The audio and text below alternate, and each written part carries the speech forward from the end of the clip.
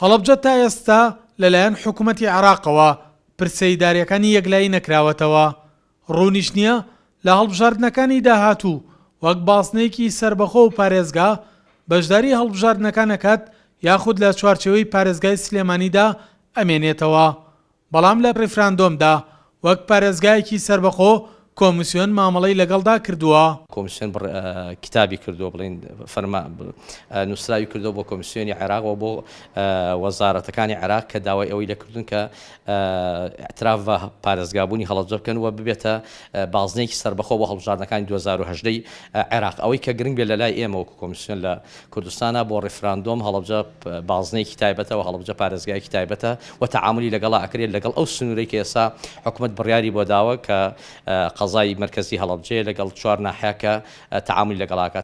بە بڕوای یاساناسان ئەرکی نوێنەرانی کووردە چیتر پرسی هەڵەبجە لە بەغداد بە ناجێگیری نەهێڵنەوە، بەڵکو بە پشت بەستن بە دەستور و یاسا حکوومەتی عێراق پابەند بکەن مامەڵەی پارێزگا لەگەڵ هەڵەبجەدا بکات. داواکەین لە نوێنەرەکانمان کە ئەو پەڕیت هەوڵ و توانای خۆیان بخەنەگەڕ لە پێناو زانینکردنی مافەکانی خەڵکی هەڵەبجە.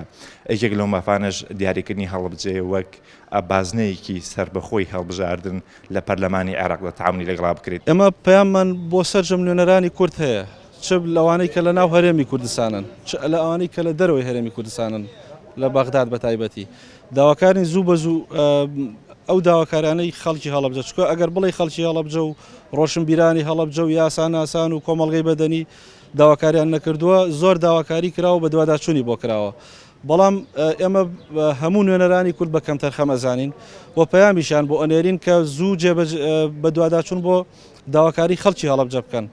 لە کۆتا سەردانی جێگری سەرۆکی حکوومەت بۆ پارێزگای هەڵەبجە بەڵێنی ئەوەیدا کە ئەو پرسانەی هەڵەبجە تایبەتن بە عێراقی فیدراڵ وەک چۆن پێشتر نووسراوی ڕسمیان کردووە و کاریان لەسەر کردووە لە ماوەی داهاتووشدا کاری زیاتری لەسەر بکەن تاوەک هەموو مافەکانی هەڵەبجە لەو حکوومەتە وەربگرن، هەڵەبجە وەک پارێزگای 19هەمینی عێراق جێگیر بکەن. بە جێگیرکردنی هەڵەبجەش بە پارێزگای 19هەمینی عێراق هۆکارە بێت لە هەڵبژاردنەکانی ئایندەدا هەڵەبجە خاوەنی بازنەیەکی سربەخۆی هەڵبژاردن بێت. سەلاح جەمیل، کورسات نیوز، هەڵەبجە.